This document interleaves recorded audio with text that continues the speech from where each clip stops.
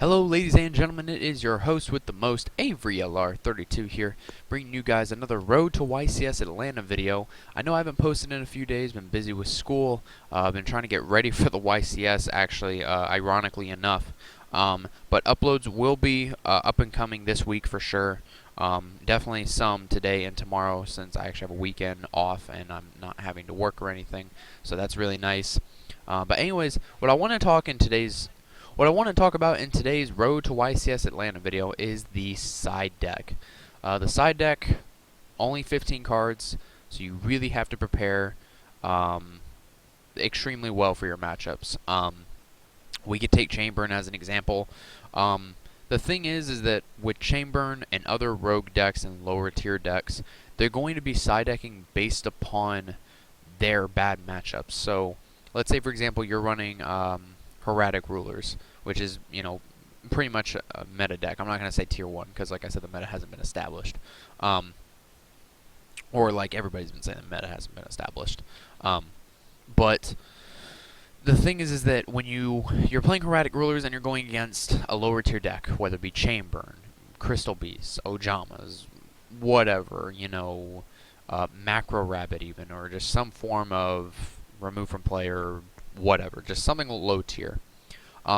Typically their sides are going to be an anti-side. We saw this with Frog FTK. We've seen this with, other decks in the past, but more perfect example, at least from the time that I've been playing this game, been playing this Teledad format.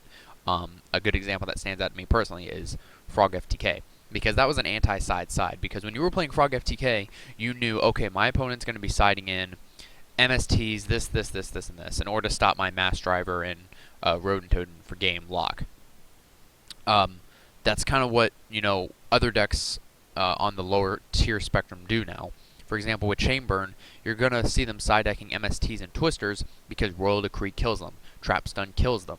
If they see you activate Trap Stun, or if they think that you have it set, or know that you have it set, then they're going to chain MST to your set card. That way that they actually have a chance to win instead of just auto-losing game 1 to Trap Stun and or Royal Decree.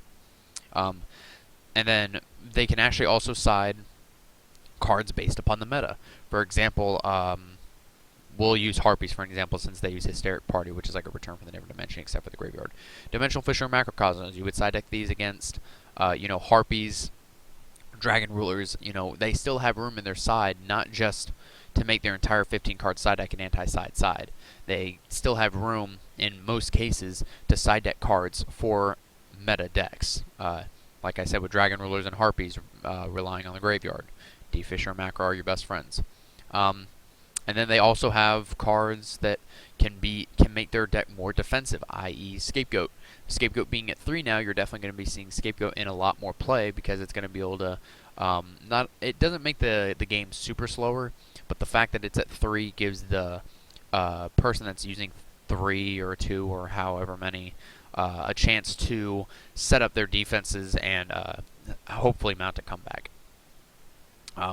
And then, of course, they have stuff for the mirror match, and in this case of Chamberlain, Death Wombat. As long as this card remains visible on the field, any damage to you from a card effect becomes 0. So if you're going against, in this case, a Chamberlain mirror match, you just side deck into these, and you're good to go. What are some other examples here? We've also been seeing some more odder side deck choices. Example of this would be, is this a build? This doesn't have a side deck. We'll use this for an example, because this is basically the same thing. We've been seeing older cards being side decked in. For example, Divine Wrath. There's always going to be those, especially top tier decks that can abuse older cards, like Divine Wrath. Dragon Rulers don't care about losing their cards to the graveyard as long as it's a dragon or something, or even if it's just like a dead, hand trap or a dead card in their hand or whatever. They don't mind losing it, and then Divine Wrath just helps them out as well. Then they also have things to stop, other, lower tiers. MST being a good generic all-around card. It's just a good all-around card that, if you're, for example, going against, let's get these stupid bad cards out of here. Sorry, that was distracting me. MST is a good all-around back row preventer, so to speak. The ability for this card to be side decked into anything is really good, or even main decked into anything is really good. If they're going against Chamber, they can just side deck into their MSTs and hope for the best.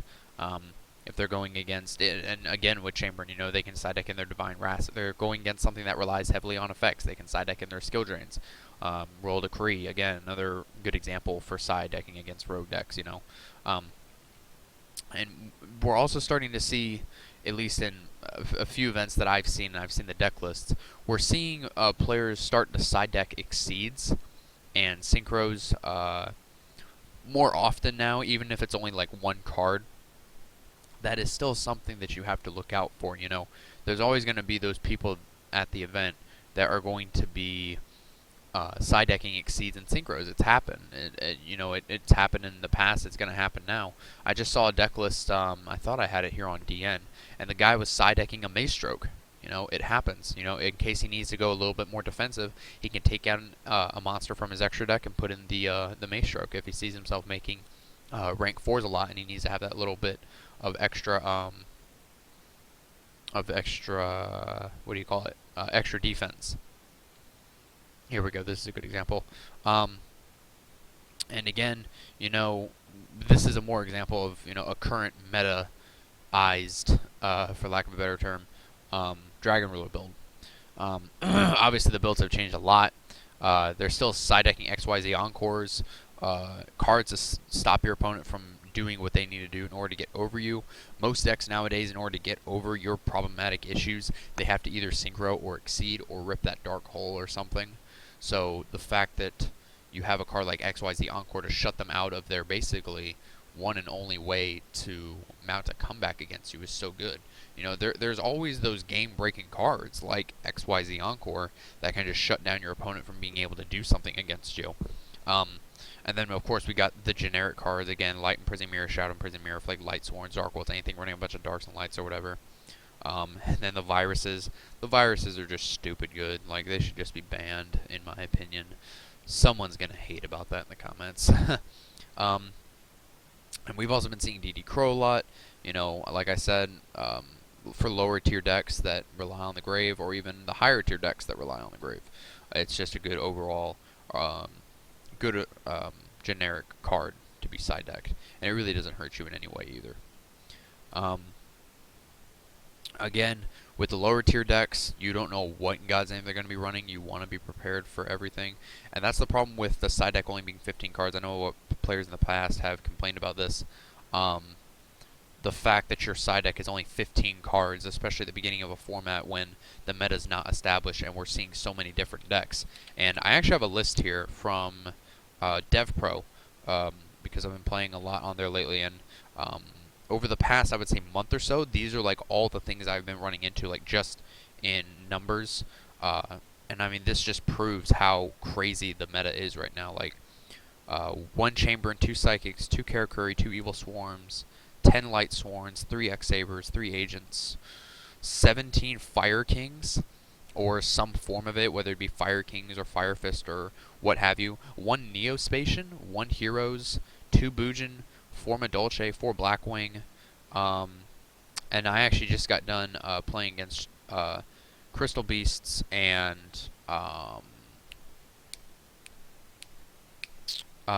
Scraps.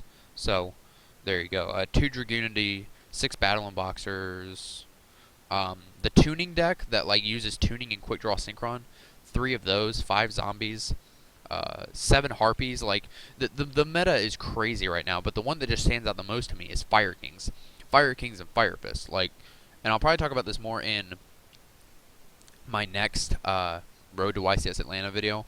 But I mean, right now everybody's hopping on the Fire Kings / Fire Fist bandwagon. I have yet to test out that deck personally. I've heard it's stupid good. The ability for Fire King High Avatar to just basically Black Rose the field is crazy. You know, you have to watch out for stuff like that, and, you know, again, you can only prepare so much with a 15-card side deck going into an event like YCS Atlanta, where the meta is not yet established. And there's only so much that you can do. You're going to have those higher tier decks coming back with the new support from Legacy of the Valiant. You know, you're going to be seeing decks that just got support, like, say, GKs, that are going to try and, you know, mount some kind of come back into the competitive scene. Whether the deck's going to flop or not, I don't know. I'm talking with Gidget Scapegoat about it and some other people, And some people say the deck is, pretty solid with its new support. Gage said the deck is okay with its support. I mean, it's coming from a guy that's played GKs for 4 years, so I definitely would take his opinion over anyone else's except for Raph, aka Undead Keeper. But that's besides the point. um, and like again, we're seeing older techs coming back, whether it be in the form of the side or the main. We're seeing cards like Kaiser Colosseum coming back, which have been irrelevant in the game since like what their release, and all of a sudden they're like coming back in like Boojins and GKs and all this stuff, and it's crazy. And so when you're making a 15 card side deck, you really have to be careful on how you side. You can't just go, oh, I'm just going to side deck these 15 generic cards. That's not exactly going to work in every situation. You like take Sam Bedigo for example with his Geargias. He went like ham, just wanted to destroy Dragon Rulers in his main deck. Like he teched in triple Gozen, like Soul Drain, all that friggin' stuff. And then even in his side deck, if you notice, hopefully I have it here. Yeah, like he based his side deck. Well, I've already changed the list since then, but he based his side deck based upon other generic cards. So like for example, like Overworked. Like he didn't side deck Overworked at the time, but this is just a good example. He would side deck cards like this, whether it be something like Overworked or Mirror Votes or whatever, that are good generic cards that can stop also higher tier decks. For example, with Inzectors, you can side deck this in and you're good. Decks that are using, like say Noble Knights, this is also a good card. Against Noble Knights, with them always increasing their attack. Random rogue decks that are using Beat Down with, like, say, Axe of Despairs or Rush Recklessly or just something. Overworked's a good card. But there are only so many generic cards that are good against multiple high-tier decks or rogue or what have you that you can side deck in that will still make your deck work. So the side deck, especially for this event, is going to be very difficult to make. You're going to have to base it upon, at least this is what I'm going to do, base it upon other regionals and events that you've seen, whether it be YCS Sydney, ARG, Circuit Series Tennessee, or whatever. Look at the high tier players side decks like Jeff Jones, Kevin Silva, and all them to see what their mindset is or knowledge going into each event. But I would say as of right now, going into YCS Atlanta, side deck heavily. Well, I shouldn't say heavily, but have a good side deck, whether it be generic cards or not, for Fire Kings and Fire Fist, because that deck is definitely going to be seen. You can really get a good knowledge of what you're facing against at an event, even just by playing online. And so, seeing 17 Fire Kings / Fire Fists is nuts, because everything else is all below that. There's not a single thing higher than 17. Like even just one Spellbook, one Naturia, and one Infernity, 3 Anti-Meta, 2 Herald, 1 Gladiator Beast. Like everything else is just so low on the spectrum compared to that. So, you almost have to look at it from a statistics standpoint. But I hope you guys did enjoy this video. I know it was kind of, rambling-ish, but to finish off my, I guess you could say, my court of appeals, so to speak, side deck good generic cards that will help out your deck and hurt the opponents as well, whether you're going against low tier or high tier. That is going to be the key going into YCS Atlanta, is who has the better generic cards that are good against multiple matchups. If your side deck and main deck can handle multiple matchups, you are going to be solid for this event. Anyways, I hope you guys enjoyed. Thank you for watching, and subscribe if you haven't already.